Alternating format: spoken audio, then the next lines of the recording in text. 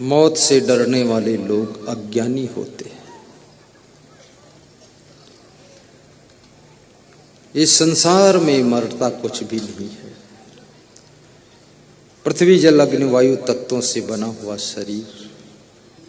शरीर का ढांचा बदलता है, लेकिन ये तत्व अपने महातत्व में विलीन हो जाते हैं। उसमें भी कुछ मरता नहीं। वैज्ञानिकों ने रिसर्च किया है कि पृथ्वी के एक छोटे से कण को हम एटम बम का विस्फोट कर दें, वो टुकड़े टुकड़े हो जाए, खंड खंड हो जाए, लेकिन उसकी अंतिम इकाई को हम नष्ट न कर सकेंगे। वो अखंड इकाई है।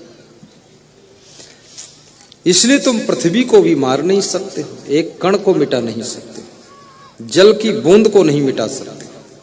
ज्यादा खौलाओगे भाप बन जाएगी, और भाप बन करके फिर बादल बनेगी, बादल बनकर फिर बरसेगी, फिर वो जल ही रहेगी, मिटाया नहीं जा सकता। इस आत्मा को भी तुम मार नहीं सकते, इसको मिटा नहीं सकते। शस्त्रों से काटा नहीं जा सकता, हवा से सुखाया नहीं जा सकता, जल से भिगोया नहीं जा सकता। और याद रखना, अग्नि में जिसे जलाया नहीं जा सकता, उस तत्व का नाम आत्मा है। उसको अमर और अविनाशी कहते हैं। तुम अजर अमर अविनाशी आत्मा हो। और ये भी याद रखना, ये जो रिश्ते जुड़े हैं, ये रिश्ते शरीरों के जुड़े हैं। तुम किसी के शरीर को अपना पति मानते हो, किसी के शरीर को अपनी पत्नी मानते हो, किसी के शरीर को तुम कहते हो बाप मेरा है, ये बेटा मेरा है। लेकिन वास्तव में जिस शरीर को तुम बाप कहते हो ना, वो तुम्हारे हाथों ही दफन किया जाता है। अग्नि संस्कार तुम करते हो, अपने बाप को मुखाग्नि देते हो, भाई को मुखाग्नि देते हो। अब इस आत्मा को ना तुम बाप कह सकते हो, ना भाई कह सकते हो, ना पत्नी कह सकते हो। आत्मा किसी की पत्नी है ना, ये आत्मा किसी का बाप भी नहीं है, न किसी का गुरु है, न चेला है। आत्मा तो दिव्य तत्व है। वो गुरु चेला माँ बाप पत्नी बहू पतोहू सासू बनता ही नहीं। ये शरीर के रिश्ते हैं। एक ही शरीर किसी की बेटी है, कोई उसको सासू कहता, कोई बेटी कहता, कोई उसको अपनी पोती कहता, कोई बहू कहता, कोई पतोहू कहता है, और कोई देवरानी जेठानी बोलता है, और कोई दादी जी कहता है। एक ही शरीर किसी के लिए दादी है, किसी के लिए पत्नी है, और किसी के लिए बहन है, किसी के लिए बेटी है। और एक ही शरीर किसी का बाप कहलाता, किसी का दामाद कहलाता, किसी का ससुर कहलाता है, और किसी का क्या क्या नाम भाई कहलाता है। ये शरीर के साथ 18 रिश्ते जुड़ जाते हैं, लेकिन जीव के साथ कभी किसी का कोई रिश्ता नहीं जुड़ता है। जीव तो सब नाते और रिश्ते से जुदा होता है, वो किसी के रिश्ते में फंसने वाला नहीं।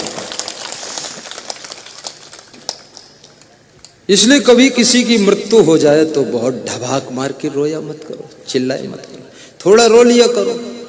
वो इसलिए कि पड़ोसी ये संदेह ना करे कि इसी ने मार डाला।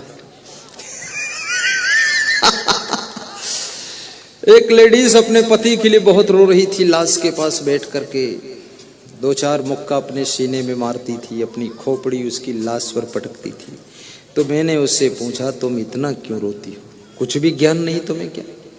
बोले ज्ञान पूरा है। तो फिर क्यों रोती हो? बोले पड़ोसी कहेंगे रात में मार डाला है, तो बस रोना पड़ता है। तो हमने कहा शायद मार डाला होगा, तभी तो छिपाने के लिए इतना रो रही हो। बोले तुम मत बोलो बस, नहीं तुम हमको पकड़ा भी दोगे। इतना ही ढबाक मारने की आवश्यकता नहीं। थोड़ा रो लीजिए, थोड़ा दुख होता है, लेकिन फट से 2 मिनट के अंदर दुख से ऊपर उठ जाइए। और याद कीजिए, मृत्युलोक है जहां राम लक्ष्मण कबीर क्राइस्ट का शरीर नहीं रह सका हमेशा के लिए, बुद्ध महावीर नहीं रह सके हमेशा के लिए। तुम्हारा पति, तुम्हारा पिता, तुम्हारा भाई, तुम्हारी देवरानी जेठानी सखी सहेली, ये कैसे अजर अमर हो सकते हैं? जब इतने बड़े बड़े महान पुरुष भी शरीर त्याग करके चले गए, तो सब मृत्युलोक में मृत्यु को प्राप्त होते हैं। आत्मा तो अमर रहता है। और इसी का नाम पारक सिद्धांत। पारक सिद्धांत और कोई चीज नहीं है। कई लोग पारक सिद्धांत से बहुत डरते हैं, पारखी साधु से बहुत घबराते हैं। बोले पारखी है, भागो बचो नहीं तो निपटा देगा। निपटा क्या देगा? वो तो सही बात बताता है। वो पारखी है, तुम कारखी हो, तुम तारखी हो, चारखी हो। पारखी का मतलब होता है, कौन नहीं पारखी है। तुम कपड़ा खरीदते हो परख कर, चप्पल खरीदते परख कर, घड़ी खरीदते हो परख कर, चावल खरीदते हो परख कर, सब्जी खरीदते हो परख कर, शादी करते हो परख कर, चुनाव में वोट देते हो परख कर। तुम तो सबसे बड़े पारखी हो, तो अपनी जिंदगी में भी परखो, सोचो, विचारो, सत्य क्या है, असत्य क्या है, बंधन क्या है, मोक्ष क्या है, और इसी को समझ लेना ही पारक कहलाता है। और जिसके पास पारक की